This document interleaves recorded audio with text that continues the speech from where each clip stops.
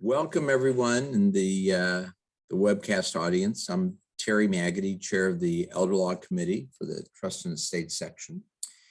And the first thing we do always is thank our sponsors, because those are the people we have a lot of gratitude for, because they really make this happen.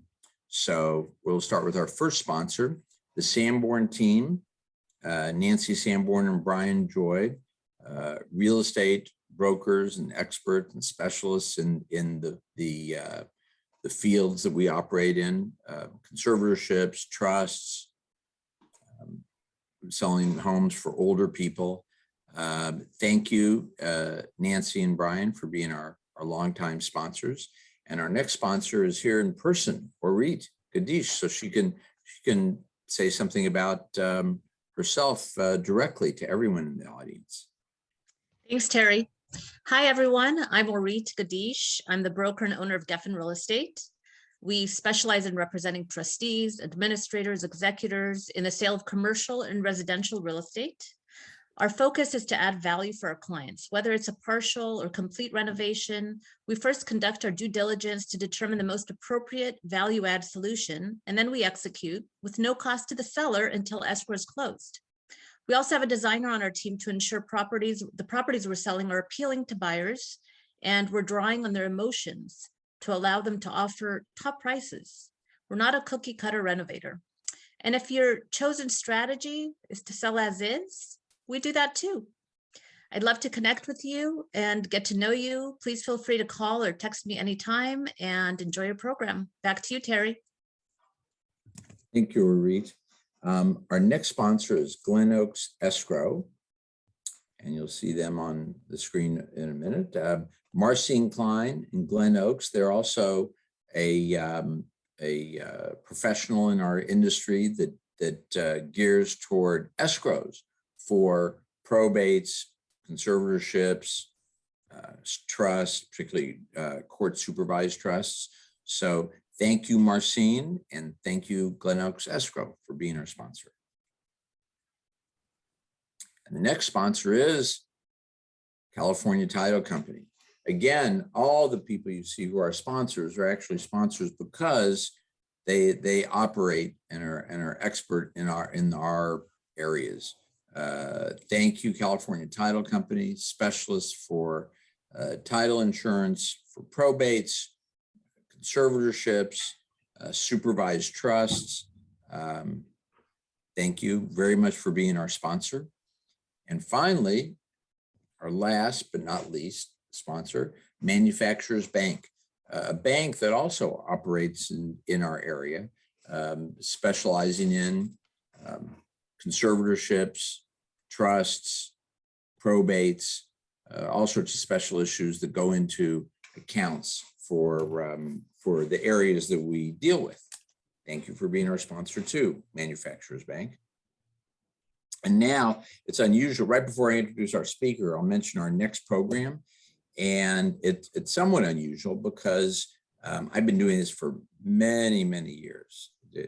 I should use a couple more manys after that. So and it's only one other time have I spoken at our group, and that was because it was kind of an emergency situation regarding certain things in COVID that happened that were really right in my expertise. Well, it just so happens that the laws are changing on July 1 in a big way that is a bullseye right in my area, my expertise. So I thought, well, it's time again to do it once more. So I'm going to be speaking on June 14, our next program, and the title is For the Times They Are A-Changing. I guess maybe I should appreciate, we may have a younger crowd. That's Bob Dylan for anybody that doesn't know. And for the times they are a-changing, and what you don't know will hurt you and your clients too, identifying scenarios that demand high-level benefits planning, including new Medi-Cal eligibility laws starting July 1, 2022. So, and the laws are changing in a major way. So, come next month, hear all about it. Looking forward to sharing and answering questions you may have at the next program on June 14th. And now it's my pleasure to introduce our speaker, Chris Wilson, not only a longtime member of our Beverly Hills Bar, but very active member. And what I love about, and not only about Chris personally, who's absolutely a sensational person, but what her talk is today, instead of introducing Chris as a partner in Tyler and Wilson, the law firm that she's a partner of, I'm introducing her as Director of Community Healthcare Ethics, an organization that she'll tell you more about. The reason I love this, I love when people use their legal expertise and they, go off on a little bit of a tangent into a whole other meaningful area that can really have a positive impact on people's lives. And, it's very gratifying hearing about that. And so Chris has done that in this area, which she'll tell you more about. And now for the next hour, 55 minutes, I guess, I'll turn the program over to her to talk about decision-making in healthcare. Chris? Wow, that was quite an intro, Terry. Thank you so much. You're welcome.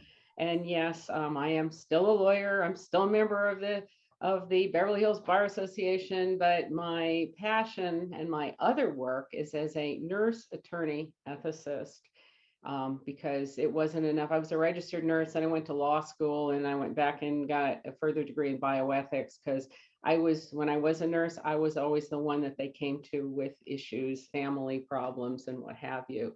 So I'm going to hopefully share my screen correctly while we talk about, it looks like I might be doing it right. Yay.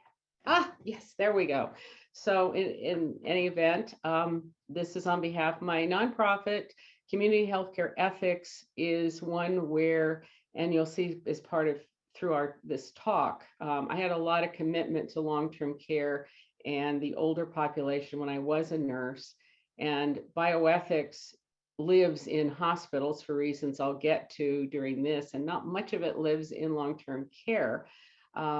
Mostly there are good reasons for that. There are good financial reasons for that, but I'm hoping through this organization and the others who work with me in it to make bioethics resources available in areas outside the acute care hospital where it mostly lives. And we're talking home health, hospice. Some have these resources, some don't, but that's the purpose of this. But a lot of bioethics, right, has to do with healthcare decision-making. And so this presentation is going to focus on the law. Yeah, I'm still a lawyer, but I'm also a bioethicist and a nurse. And what we're going to talk about today is really how bioethics dovetails with the law and where this all the stuff in the probate code about healthcare decision-making has its origin. And that's what we're going to start with. Somehow this is not advancing. There it is. Okay. Informed consent. We have all heard of informed consent. But where did that come from? Where did the concept come from? Well, it actually came, and by the way, I want to tell you something else. My slides are very, very heavy with words. And there's a reason for that, because I want you to have a handout. I don't want you to have to take notes. So this, in essence, is your handout in your materials so that you can reference back. And it also, at the end, will have my contact information just in case you wish to get in touch with me to clarify something, etc. But this started, of course, with all of the horrible things we know about what the Nazis called research and how they took advantage of their captive Jewish and other minority populations to do some really terrible things in the name of so-called research. So there's something that came out of this after the doctor's trial. They had a separate trial for these doctors who engaged in this sort of reprehensible, horrible behavior. There were other trials against others in Nazi Germany, but particularly the doctor's trial at Nuremberg is the origin of the concept of informed consent. And out of that came the Nuremberg Code, which all of the allies agreed was what should be implemented in the rest of the world, and to the extent that they did in their own communities. So we picked it up, and we thought we were following the Nuremberg Code. We thought that was one of our ethical principles, but as it turned out, there was a study that began in 1932, which was, of course, before World War II, but it didn't change after that. And this was where African-American men were told, hey, we're going to give you free health care. And the reason that they got what they perceived to be free health care was simply a study of what could happen if syphilis were untreated. Again, pretty awful. And none of that changed after World War II in our country, even though we paid lip service to it. But in any event, once this became known, the National Commission for the Protection of Human Subjects of Biomedical and Behavioral Research was created. So informed consent at that point was something that pertained from then on to research, ethical guidelines for research. And the National Commission came out with these 3 basic ethical principles, which were respect for persons, beneficence, a fancy word for benefiting and doing good, and justice and fairness, because this horrible Tuskegee study was really had no respect for persons, did no one any good, and was certainly unjust. So that's where it started here, was research. In 1979, Thomas Beecham and James Childress published a book. Many people call it the Bible of Bioethics. It's right here. I always make sure I have the most recent version, but this is the 2019. And their original publication in 1979 was really, really life-changing for healthcare patients, because they believed accurately that biomedical ethics is not something that just applies to research. It applies to everything. And they came up with 4 core principles. It's still the foundation of bioethics. Yeah, there's a lot more to the practice of bioethics than that, but this is the basics. This is where it started. And these 4 principles still exist. They're autonomy, beneficence, doing good, non-maleficence, not doing harm, as physicians will attain the Hippocratic Oath, first do no harm, and justice.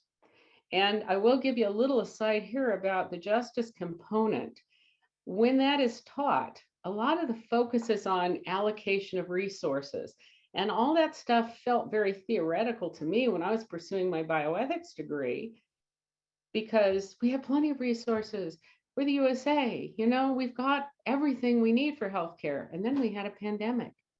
And then suddenly bioethicists and providers of healthcare were talking about allocation of ventilators. So yes, that, this working at home thing, I thought I found the perfect place, but that's my cat. Anyway, so the justice component for the first time became far more relevant than ever in practice when the pandemic hit. And I'm on 3 different hospital bioethics committees. All of them worked out protocols for that sort of thing. And fortunately, knock on wood here, most of them did not have to use the allocation of resources plan that they had and deny life-sustaining treatment to anyone. So it worked okay for at least the hospitals I have been affiliated with. So what in the world's a bioethicist? Well, somebody who studies bioethics. How did I get interested in this? I think I said I'm the nurse that when there was a family issue or a patient was having trouble making a healthcare decision, they always came and got me. And then for a while, as soon as I got out of law school, the LA County Bar had a bioethics committee. It was more of an educational committee just to educate ourselves about bioethics. They would bring in speakers, et cetera. That ended up morphing into a joint committee between the LA County Bar and LA County Medical Association, which I'm still part of that. But those are not the kind that exist in hospitals where you're looking at real cases. They're the kind of bioethics committee that looks at theoretical things and learns and has speakers who are out in the trenches in bioethics. So I just loved it. And I decided, well, got to go back and get a formal degree in that because there weren't any back in '86 when I graduated from law school, but it was becoming mostly a branch of philosophy, but it was really coming into its own in the healthcare community as well. So what do? Well, we consult in individual cases or just with people who want help making a healthcare decision. They want to understand all that stuff that is on their advanced healthcare directive and the choices they're asked to make. So in hospitals and in other settings, bioethicists work directly with patients and with physicians. Physicians refer cases to the bioethics committee at those hospitals, which have bioethics committees just for an ethics checkup on a situation. So unfortunately, most bioethicists are in either academia teaching or in acute care hospitals. And it's difficult to find a bioethicist in other settings, although sometimes I am found in the long-term care field and I'm found teaching a lot of stuff in bioethics to that. But it would be nice to have that access for everybody, regardless of where they're receiving their health care. So that's just me, but it is an accepted discipline in healthcare. So guess what? When we look at our laws that govern healthcare decision-making, probate code sections here, given here, are also along the lines of the principles of bioethics, particularly the principle of autonomy. Healthcare providers are to comply with an individual's healthcare instruction, whether it's made by the patient themselves or by someone they have authorized to make decisions for them. And there are going to be exceptions to this we're going to get to in a minute, but also to comply when they are complying with another decision maker who's acting on behalf of the patient. They would honor that request to the same extent as they would if it were the individual. And I put all these sites in here so you'll have this to take with you and can look it up if you need to. Now, there are some exceptions. A healthcare provider does not have to provide care that is based on, well, they have a conscientious objection. Let's put it that way. Sometimes it's called conscientious refusal, which is also on this slide. But if morally they are unable to comply with what either the individual or their person that they have named as a surrogate decision maker or healthcare agent, they may decline to comply, but they have to do certain things to do their very best to get the individual to another provider who can provide the health care that they, for moral reasons, are unable to provide. Now, here's another really important one. There's a second tier to this, and that is a healthcare decision that requires medically ineffective healthcare or healthcare contrary to generally accepted healthcare standards. That is also a reason to decline. Typically, however, hospitals and doctors are reluctant to do this without a court order, and I really can't blame them for doing so. So it usually is not something a physician is going to say, well, that's medically ineffective healthcare, I'm just not going to do it. Typically, they're going to want to enlist a court decision to be made on this. Anyway, so that's conscientious objection, conscientious refusal, it's sometimes called, but that does exist for healthcare providers. Now, if I alluded to this a little bit on the last slide, if a healthcare provider declines to comply, they need to tell the patient or the person who's making their healthcare decisions, and they need to assist in transferring the patient to another healthcare provider institution is willing to comply with the instruction or decision. A lot of times this comes to play in end-of-life care decisions where there is an issue with sometimes even medically ineffective healthcare. They're still going to want to use this, but mostly it's based on conscientious objection. And they cannot abandon the patient, must provide continuing care until the transfer can be accomplished or until it is evident that it can't be accomplished, and pain relief also must be provided during this interim period of time. I do not see, based on my bioethics work with hospitals, I do not see this coming up frequently. Typically, our bioethics committees at these hospitals can do a pretty good job of getting everyone on the same page, because the medical system is scary to people who don't work in it or who don't understand some of these serious illnesses. And physicians try to explain it. Some are better at it than others, but it can be very, very tough for patients and families. And that's where bioethics can be helpful. So California case law, this is just kind of a checklist of what exactly is informed consent.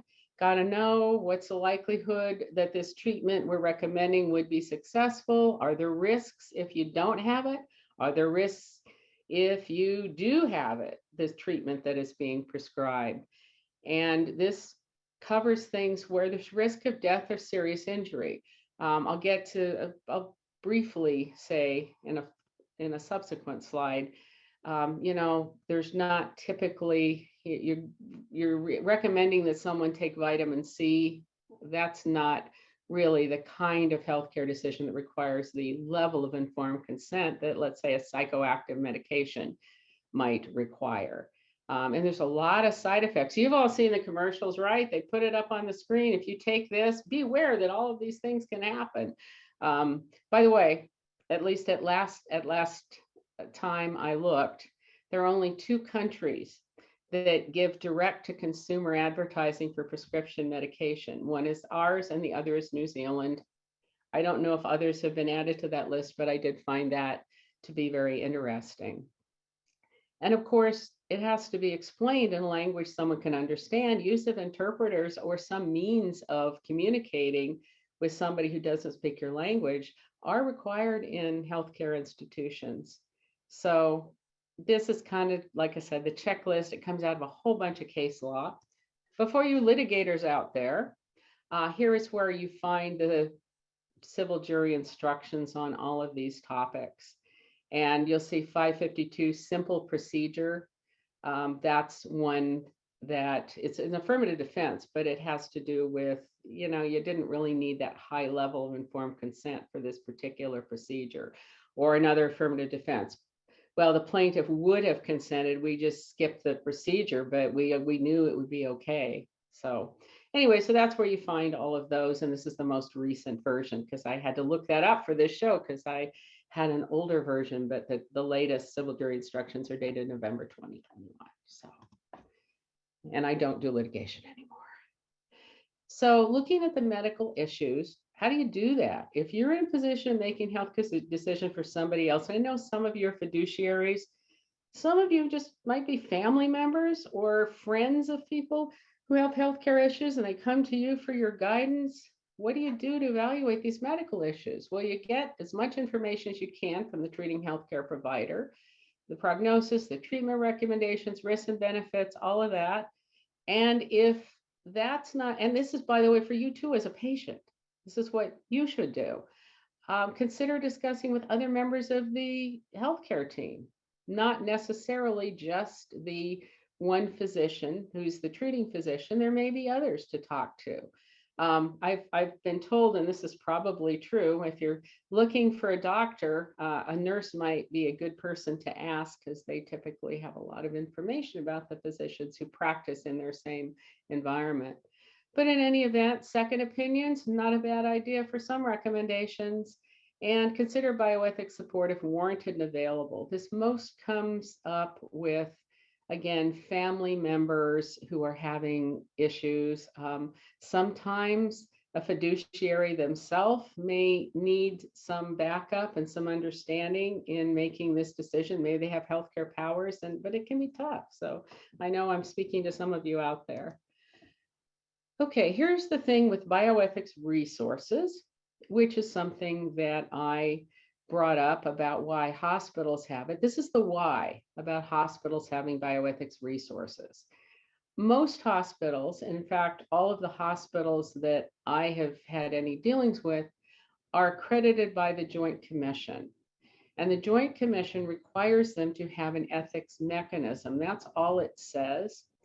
Hospitals like Joint Commission accreditation. It gives them status in the public. where they're looking at, well, this is a Joint Commission certified hospital because they have met certain standards to get that.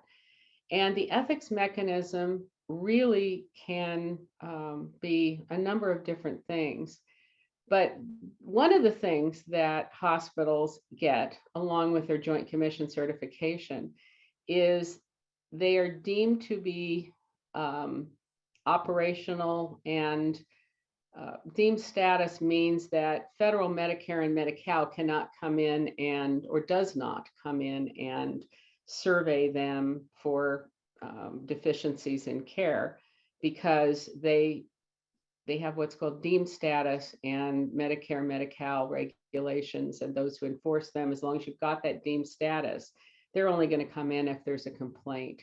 So their survey counts, and it counts for 3 years. Otherwise, it would be an annual survey. So that's why most hospitals go with Joint Commission, both status and the fact that they have the deemed status with Medicare and Medi-Cal, which are a substantial portion of patients who are in hospitals. So some hospitals have a very tepid bioethics program, which is quarterly meetings, and then they review any cases that may have come up. Others, such as in particular in the Beverly Hills Bar local area, Cedars-Sinai, UCLA, they have bioethicists actually on staff, as does Kaiser Permanente at all of their facilities. And that individual will chair the committees, do the education, et cetera.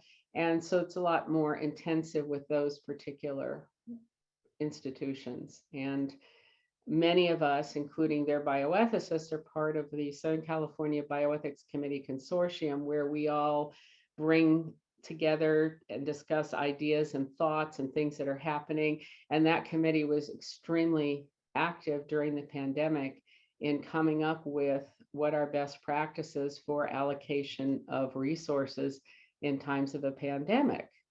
Now, as I say here, some skilled nursing facilities have some type of access to bioethics resources, but most do not.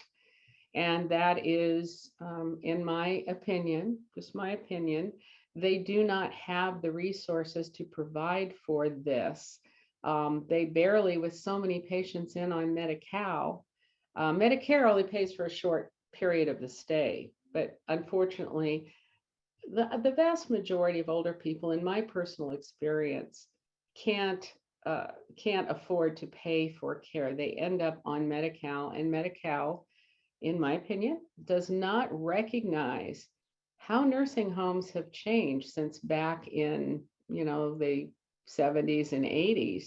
They're now seeing patients and keeping patients in the facility that would have been in hospitals years ago. So my hope is that there will ultimately be the resources to provide skilled nursing facilities where the majority of people are in Medi-Cal with a greater quality of services, and perhaps having things like bioethics resources. Also, there are bioethics in private practice, other than it's not just me. I know a few others as well in different areas where typically they have another, like one who comes to mind is a marriage and family therapist who is also a credentialed bioethicist. The credential that is most recognized is that thing after my name that says HEC-C. That's Healthcare Ethics Consultant Certified. That's through the American, or the ASBH, American Society for Bioethics and Humanities. And that's where that comes from. And it's a pretty intensive exam, plus a number of hours of experience in order to take the exam. So it's not just having the knowledge, it's having the experience. So most skilled nursing facilities do not. The ones I know of that have true bioethics resources are typically affiliated with hospitals, and the Hospital Bioethics Committee helps them out in dealing with these difficult matters. All righty. So what do we do? Well, one of the things we do, and I have been involved in that, and particularly the whole Southern California bioethics community, was looking at policies for, again, pandemic allocation of resources. But there are other policies as well that bioethics can have a say in. One of my hospitals, and I don't disclose them, but one of the hospitals I work with had bioethics involved in visitor decision making during the pandemic. Who gets to visit their loved one in the hospital? I mean, that's part of good care, is to have those who care about the patient be there with the patient. On the other hand, these are people coming in from the outside. We've got to protect against possibility of COVID transmission. How do we do this? Do we limit it just to people who are likely to pass away? So that was a really, really big issue. So that's one of the kinds of policies. I will put in a word here, for example, about the revised End of Life Option Act. I don't talk about that because that's a whole other presentation that would take up the whole hour. But what is the policy on the End of Life Option Act, whether they're participating or not? Because under the most current revision of the law for the End of Life Option Act, which some people call assisted suicide, but we call it End of Life Option Act in our statutory scheme here in California. Train of thought just derailed. Sorry about that. But anyway, one of the changes just came back. One of the changes is that facilities have to make clear whether they're participating or not participating in the End of Life Option Act. And if someone is not participating, patients who are interested need to be told, and whatever records they have at their request be given to a subsequent provider who would be willing to participate.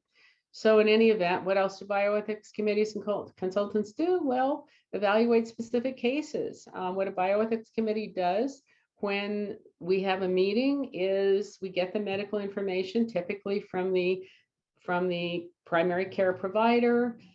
We get information from social workers about the patient's personal history, values, if they have any of that. We mediate communication between physician, patient, family members, et cetera. And one of the things we try to do is make sure that, unfortunately, sometimes families feel like the bioethics committee is going to decide whether their dad lives or dies. And that's kind of sad because that's not what bioethics committees do. They look for ethically acceptable alternatives. When a physician proposes something, is that an ethically acceptable thing to do in looking at those principles of bioethics and some deeper stuff as well?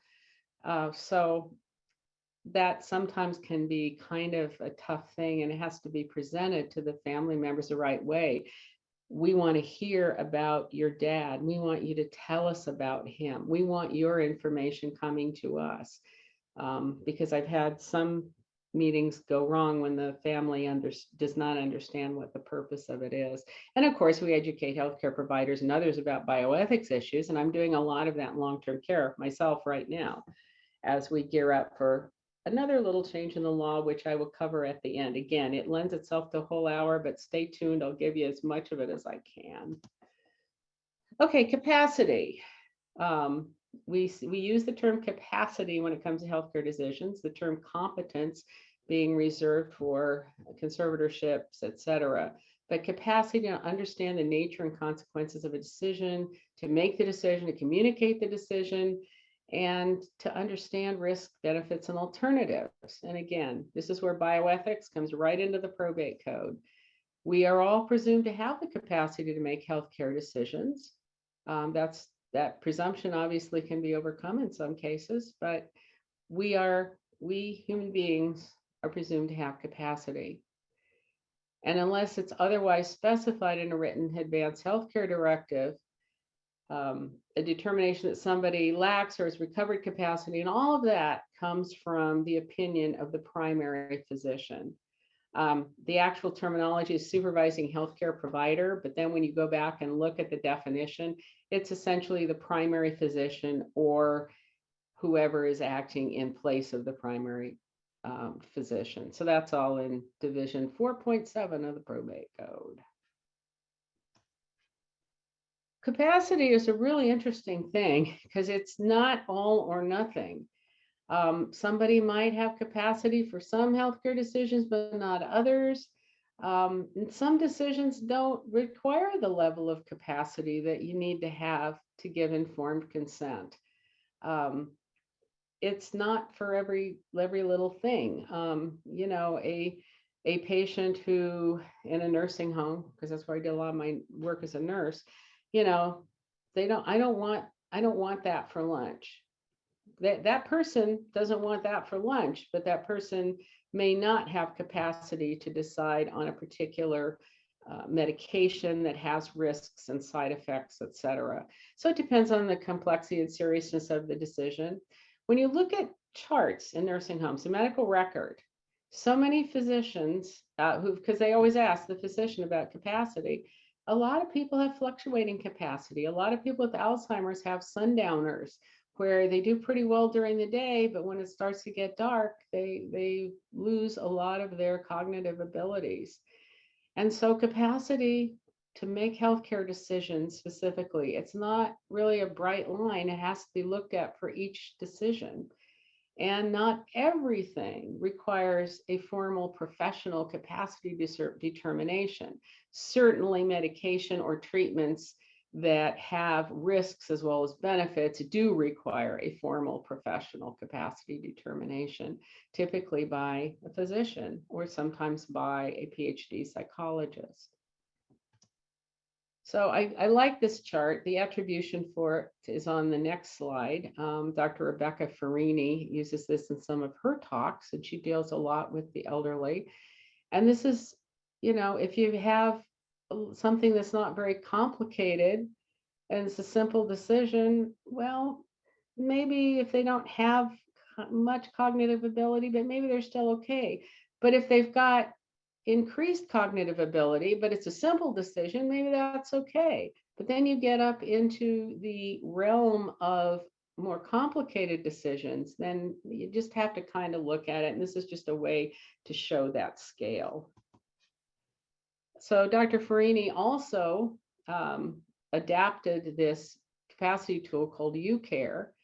And again, this is for those who have to make decisions for others, who can really find this useful. This isn't just a medical thing.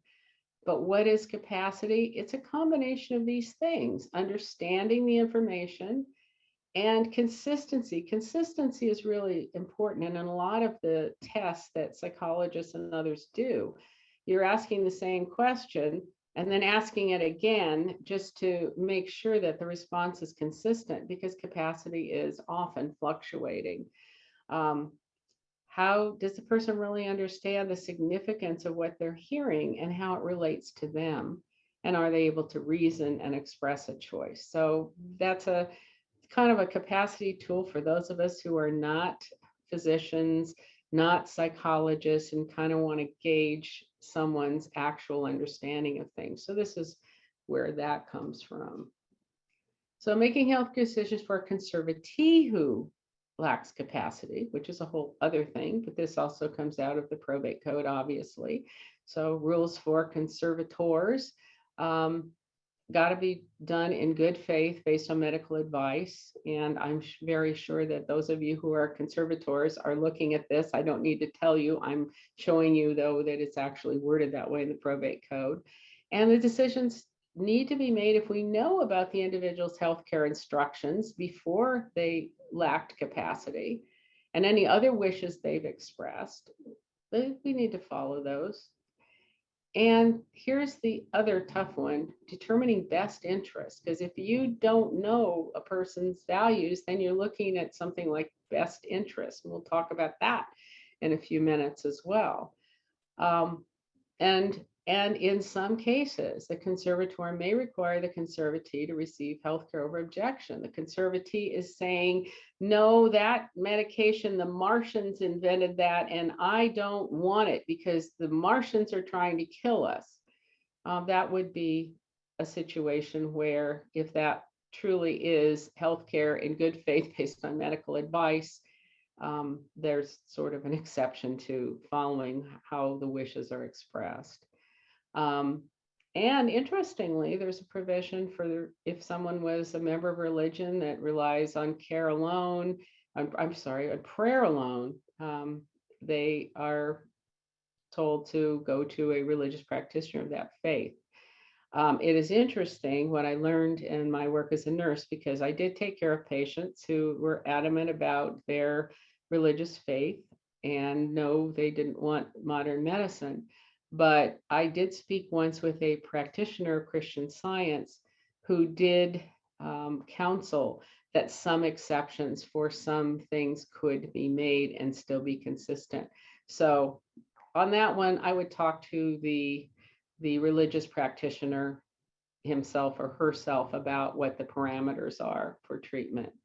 These are the exceptions. I think we all know them. Mental health placement, mental health treatment facility. I believe that requires LPS. I'm not an expert in this, but I know just ordinary conservatorship is not enough to do so if it's involuntary. Compulsive therapy, psychosurgery, sterilization, and abortion, all of those things are not within your basic conservatorship.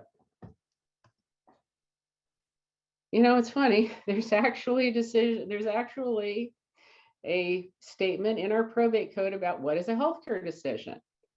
And of course, it's a decision regarding healthcare, but it goes beyond just consent to particular treatment. It also encompasses selecting or discharging healthcare providers or institutions where care is being received, and diagnostic tests.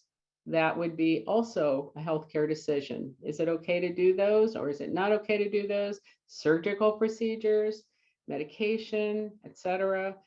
And then finally, of course, healthcare decisions include providing, withholding, or withdrawing artificial nutrition and hydration, or any other forms of healthcare, including cardiopulmonary resuscitation. So this section applies to anyone, whether conservator or healthcare agent or healthcare surrogate. This applies to anyone making a healthcare decision for another. Now, I like this very, very much, because this is right out of the bioethics playbook here. It recognizes individual dignity and privacy. Adult has the fundamental right to control their healthcare decisions, including decisions to have life-sustaining treatment withheld or withdrawn. And of course, we know that healthcare agent stands in place of the individual and is also able to exercise those rights on behalf of the person who can no longer make their own decisions. And then, of course, the next one cites to medical technology and artificial prolongation of human life. And in the interest of personal autonomy, prolongation of the process of dying for somebody for whom continued health care will not make them better and may violate their dignity and cause them additional pain and suffering while providing nothing medically necessary. This is actually stated again in our probate code. It's probably my favorite section of all of the healthcare stuff, because we do have to look at that. And those making decisions for someone else, get the information from the treating physician. And if you're any way uncomfortable with it, get someone else to help you. A nurse expert might be helpful, who knows, but get more information. And if you're just thinking something's kind of odd about what you're being told, you may need a second physician opinion, and that's okay. My very favorite part of this is item C. The court is not normally the proper forum in which to make healthcare decisions, including regarding life-sustaining treatment. I call this the ethical principle of common sense. Do courts sometimes have to be involved? Yes, they do. Yes, they do. They're involved when people are in need of conservatorship. They're involved when there is an argument between various factions. And I'm going to add a little something here that I don't have a slide on it, but there's currently a proposed bill that will change our healthcare agent status, the Advanced Healthcare Directive, to have default surrogates. You know, where the spouse is first. If the spouse can't be found, then the children, and on and on and on, siblings, etc. This is not giving away, grandma's kitchenware. This is serious, and sometimes the best person to make healthcare decisions does not necessarily fit into a hierarchy. So personally, I have some grave reservations about that. We don't have a hierarchy now. In working with the elderly, what did I most commonly encounter and in advising people who work with the elderly? Well, most commonly we encounter the children from the prior marriage and the new spouse. Should the spouse always trump what the kids want? No. It just, the family situations are very, very complex. And I just don't know that it lends itself to a cookie cutter. Here's, if this person can't be found, then you go to the next on the list. Works great for intestate succession, but probably not a good idea for healthcare, my personal opinion.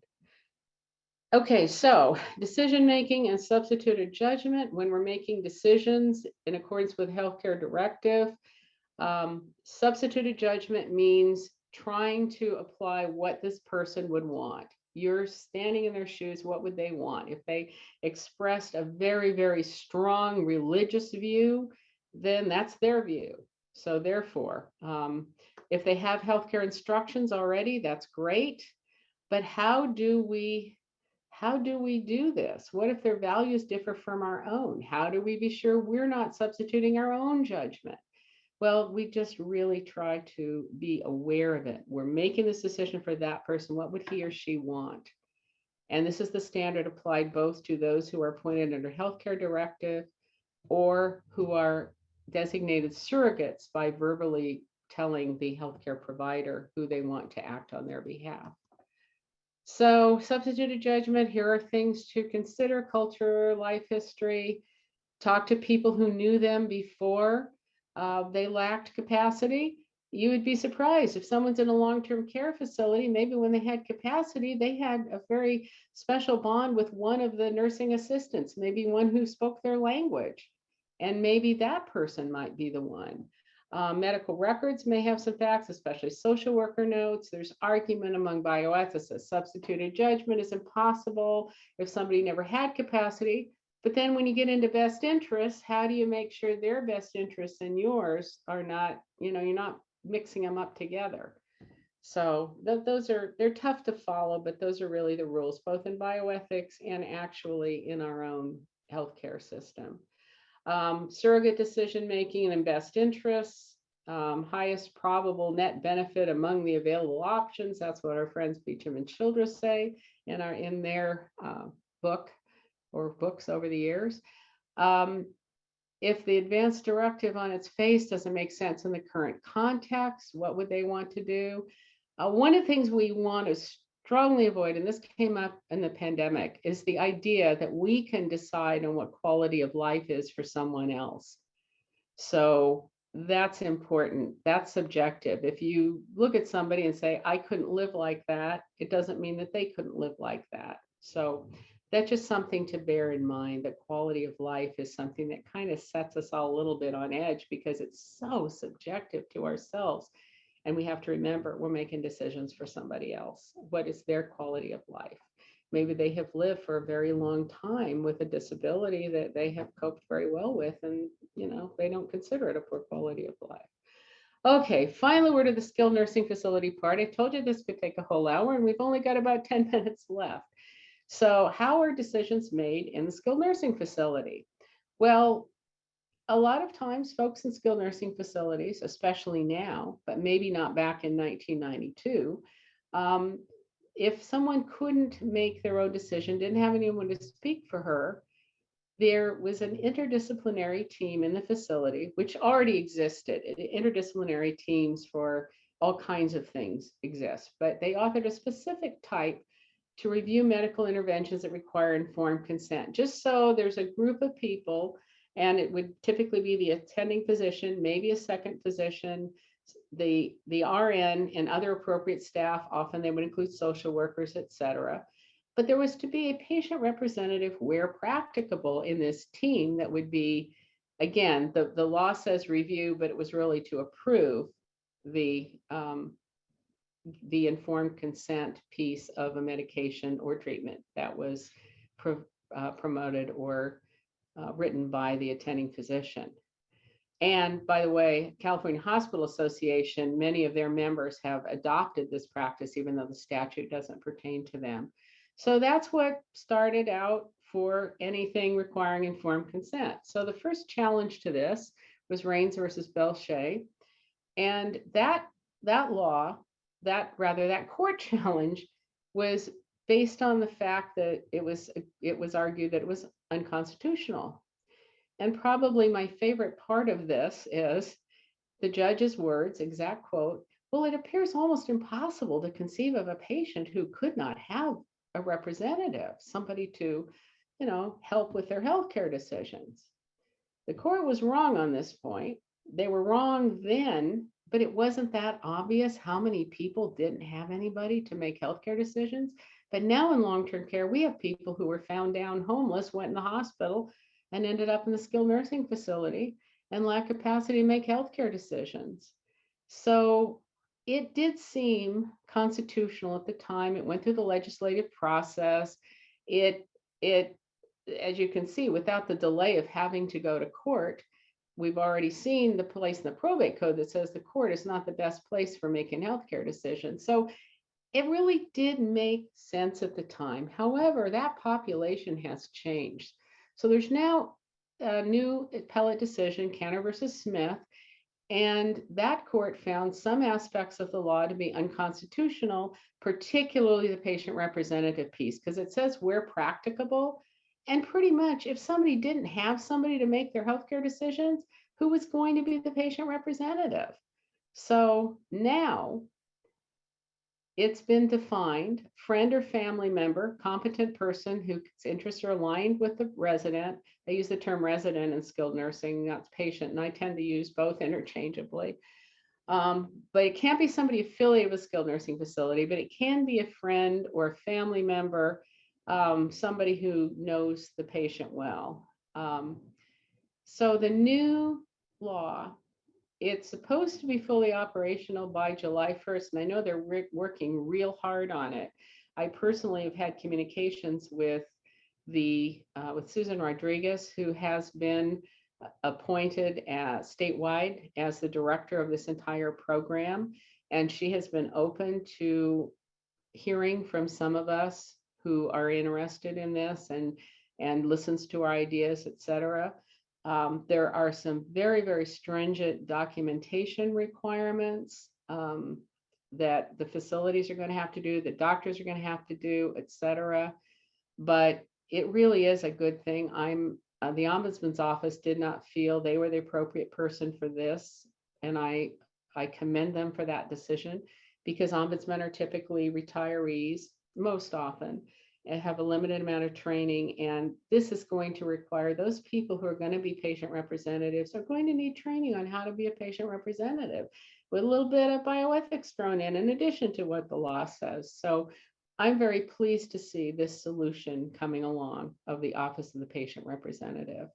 So that protects the constitutionality of this whole system. So what does this mean for trustees and other fiduciaries? Well, if you have decision-making authority, or if you are comfortable with making healthcare decision independently and not just as a trustee or fiduciary, maybe as a family member, it doesn't apply.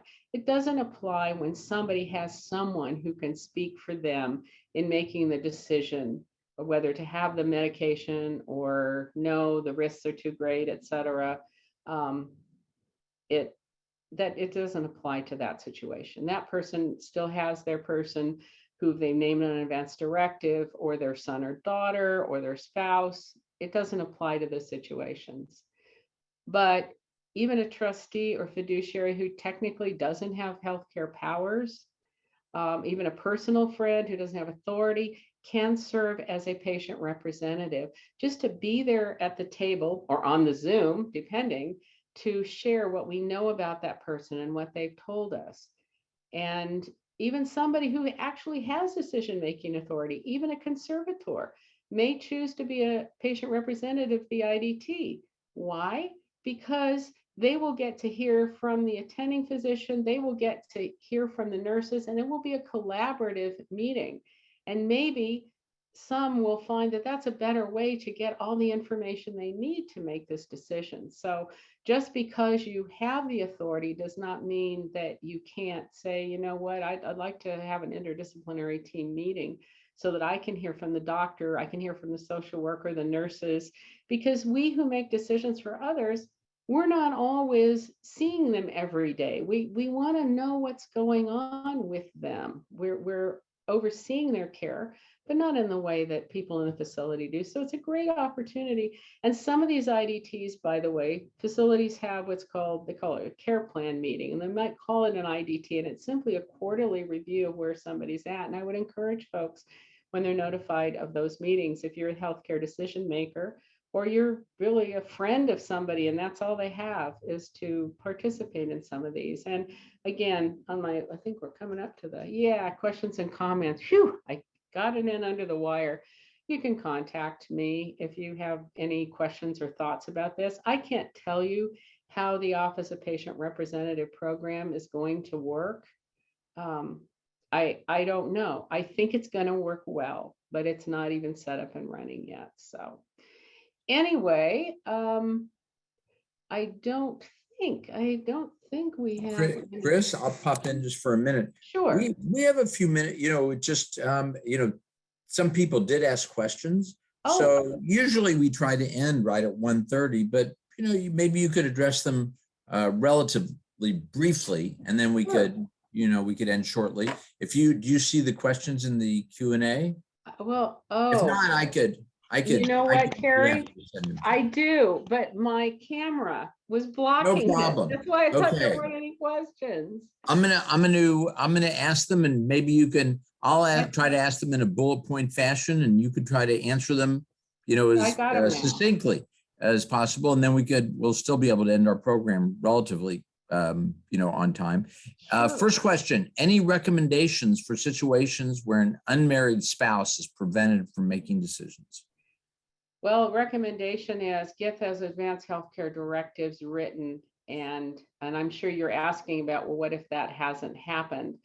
And I don't have a recommendation for all situations, but an unmarried spouse may very well be the person who knows the most about the patient. And at least if we're talking about long-term care facilities, that person, if it's too late, if this other individual, the patient, is no longer able to provide a healthcare directive naming their unmarried spouse or partner, just partner, but not a registered domestic partner, which, by the way, registered domestic partner, as we know, is something available to same-sex couples. And it was instituted prior to marriage being available to same-sex couples. But a lot of older folks have, and if you're over 65, if one partner is over 65, you can have a registered domestic partnership and it will count for something. And why is that? There are some people who are age 65 and older, whether opposite sex or same sex, who say, you know what, marriage is a different legal relationship than what we want. We want a domestic partnership. Because it counts as married on the state level, but not on the federal level. There may be tax reasons for not wanting to marry and instead having a registered domestic partnership.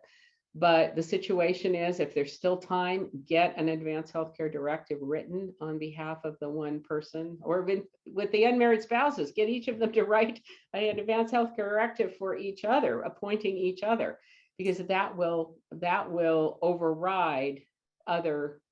Well, that's why we don't need a hierarchy, but really that's the best thing to do. But so the next question is, Chris, are there any formalities required for an attorney to serve as a patient's advocate? Well, boy, I see that that's from the same person. I want to understand a patient's advocate in what circumstance, because if you are someone's attorney, you're already their advocate, right? In many settings, if you have a relationship with them that is appropriate for them to appoint you as their healthcare person. I mean, I'm an attorney and I have a friend for whom I'm that person's individual for healthcare, et cetera, and various other things, not because I am an attorney, but because I am this individual's friend. And if this individual needed me to act on his behalf as an attorney, I would do so. And so the next question is, can you please repeat the difference between capacity and competence? Well, the pure definitions are in the probate code, but in general, they are used. Capacity is capacity to do something, capacity to make a healthcare decision. And it's used a lot in the context of healthcare decisions. In terms of competence, again, when this is used by people outside the legal profession, that's the one where we talk about conservatorship. So conservatorship is where we use the word competence or lacking in competence, and healthcare decisions, we use capacity to make healthcare decisions. That's in the public vernacular. I believe it's consistent with the probate code as well, but that's how doctors, nurses, and people in healthcare use those two terms. Next and final question. Can you assign 2 POAs for healthcare? And the person asking the question follows up and says, perhaps where there's a family member living far away has the final say on major decisions, but there's a licensed professional fiduciary, assume local, who's given powers to assist at doctor's appointments, medication oversight, etc.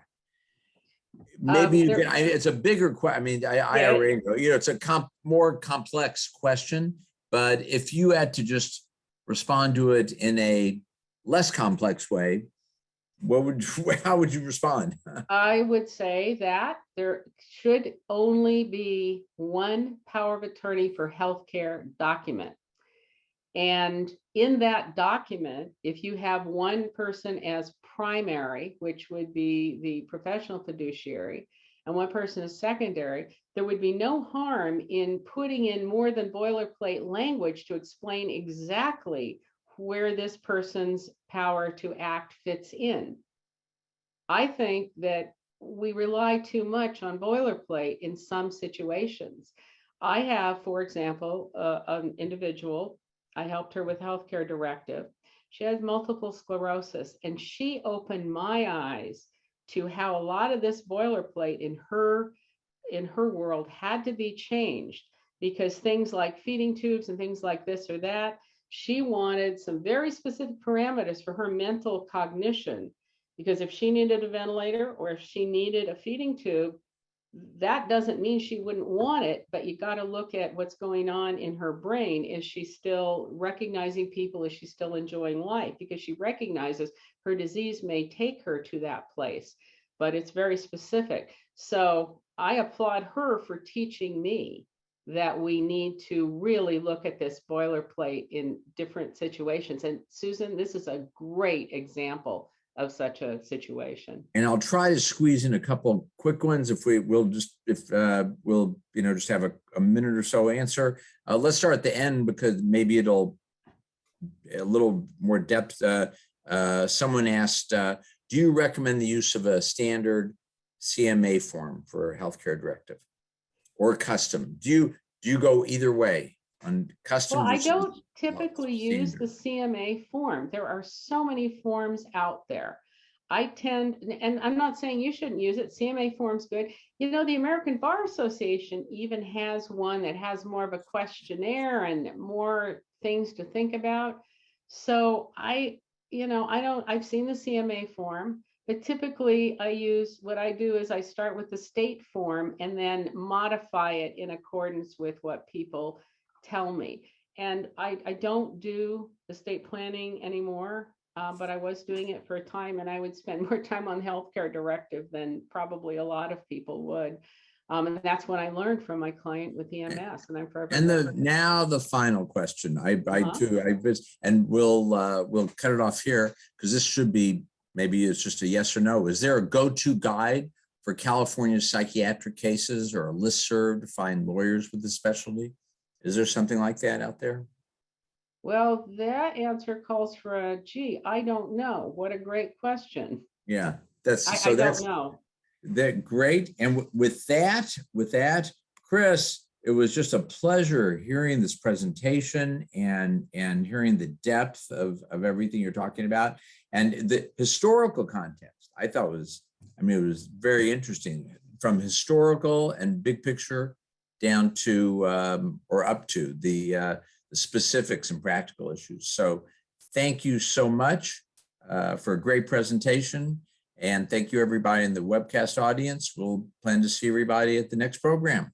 And thank you for inviting me to present. Thanks, Terry. Our really pleasure, appreciate it. Our pleasure. Okay, bye, Chris. Bye, everybody in the webcast.